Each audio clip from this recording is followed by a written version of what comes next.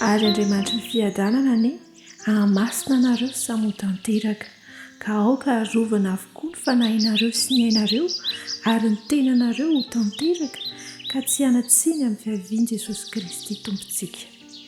Tesaloniana voalohany toko 10:13-20.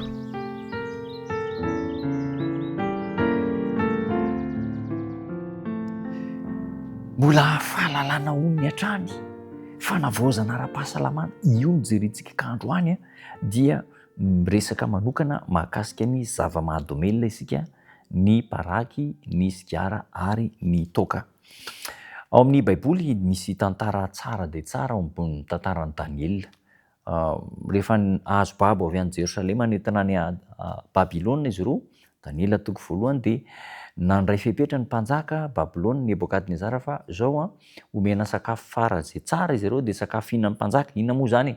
Ny divay, ny hena ritra, ny sakafo fihinaka eo amin'ny latabatra miara-misakafo amin'ny mpanjaka. Nandray fanapa-kevitra nefa Daniela sy ny namany, tsia, aoka ho sakafo tsotra, anikotrana nomena anay, fa omeo 10 andro zay zaho toetra amin'izany, ka raha hitanareo fa mihena lasa mahiza dia tsy manampy anay ny Andriamanitra dia narahana tokoa ny tenin'izy ireo, anikotrana nomena azy fa nasorona daholo ny divay misy alikaola, ny hena ritra, ny sakafo mpanjaka le eritreretintsika hoe sakafo matsiro mampilamina ny mahafety ny fety, fa nomena anikotrana azy ireo 10 andro taty aoriana tokoa. Inona jerena le olon-kendrin'ny Babilôna zay nihinana ny an'ny mpanjaka nahino ory Daniela sy ny namany.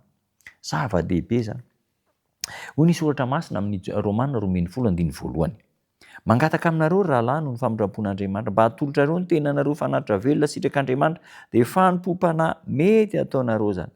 Rehefa ataontsika fahazarana ny fomba fiaina sy ny fisotro izay mampihena ny tanjantsika ara-batana ara-tsaina, ka avelantsika azo vahana ny fahazarana mitondra vokatra ratsy toy izany, dia manala baraka an'Andriamanitra isika satria tsy tanterahintsika ny fanompona izay takian'Andriamanitra amintsika.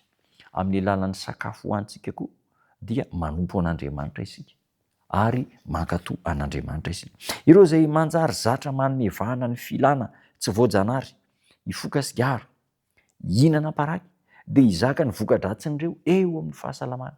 Ny sigara sy ny paraky ary ny toka dia tsy misy afa-tsy voka-dratsy eo amin'ny fiainan'ny olona izay mihinana sy misotro azy, ary tsy eo amin'ny fiainan'ny olona sy misotro azy fotsiny fa eo amin'ny fiainan'ireo manodidina azy, indrindra ny ankohonany. Manimba ny angovo mpitatitra, ny mpitatitra hery avy amin'ny tenany ireny sakafo ireny, ary mampihena ny herin'ny vatana, manimba ny rafin-tsaina.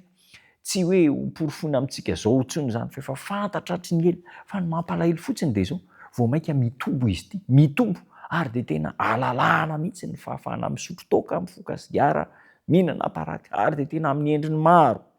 Ireo izay milaza ny tena no mpanaradian'i Kristy kanefa mamela an'izany fahotana mandoza izany amitsaka eo am-baravarany, dia tsy afaka hatakatra mazava ny fanavotana ary tsy hahay hanombana araka ny famboniny ny zavatra izay maharitra mandrakizay. Ny fifohana sigara, fihinanana paraky dia tsy maintsy miaraka amin'ny toka, satria tena fianakaviana iray zany izy ireo, fianakaviana iray tsy afa-misaraka ireo. Ireo mifoka sigara na mihinana paraky dia voatarika mora foana ho any amin'ny fisotro toka, ary ny andro tokony mpisotro toka eto amin'izao tontolo izao dia ny fifohana sigara no nisarika azy hanao an'izany. Ry namako, poizina ho antsika ny sigara sy ny toka, ny paraky, ireny sakafo manaitaitra ireny, ary mahatonga arety mandoza maro. Efa voapirofo zany fa maninona moa no mbola mitomby ihany izy ireo, satria inona ny antony? Tsy ao anatintsika ilay fifehezana ny filana, tsy ao anatintsika ilay eritreritra masina izay hikatsaka ny mandrakizay, ka ireo filana mandalo eto amin'izao tontolo izao no lasa mameno ny foamam-panahintsika. Ny ohatra izay nasehoan'i Kristy eo amin'ny fifadikana izay nataony tamin'izy tany anefitra dia tokony hampianatra ny mpanaradia azy rehetra hanohitra ny Satana ary hiafina ao ambadiky ny herin'i Kristy, hanohitra ny filana izay mandalo ary handray fepetra fa ny tempolontsika dia tempolo masin'Andriamanitra, tempolo masina, ka tsy tokony hosombana amin'ny zavatra manimba ny tempolo masin'Andriamanitra. Iza zany manimba ny tenantsika raha ohatra ka misotro an'ireny zava-pisotro mamamo, mifoka sigara, mihinam-paraky, iza Andriamanitra ve? Tsia, isika ihany manimba ny tenantsika. Misokatra masina, efa nasehoko analohanareo ny tsara sy ny marina, ny fidianany tsara mba ho velona ianareo. Raisitsika ve ny afatra?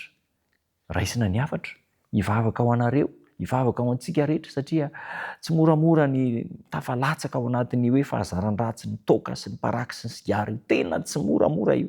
Ho an'ireo izay mbola tsy tratra, aza manandrana, aza mikitika. Ary ho an'ireo izay efa tratra, efa tavela ao anatiny, mivavaka ao anareo, mandraisa fanapahan-kevitra. Aza tena ny vatantsika amin'ireo sakafo manimba, manapotika ny vatantsika. Hivavaka isika. Tombon-tsara ny an-danitra misaotra anao zay, matanjaka ny afatra, omeo hery zay, mba hifadiana ireo tsy mahasoa, ireo tsy avelanao tsy tokony hoaninay, ny sigara, ny paraky, ny toaka, ny kafe sy ny karazany, omeo hery zay mba hifadiana andreny.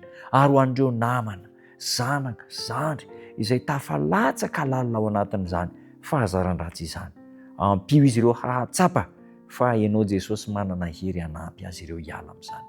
Toano hery ny fianakaviana tsirairay avy, toano hery izahay amin'ny anaranao Jesosy tomponay. Amen.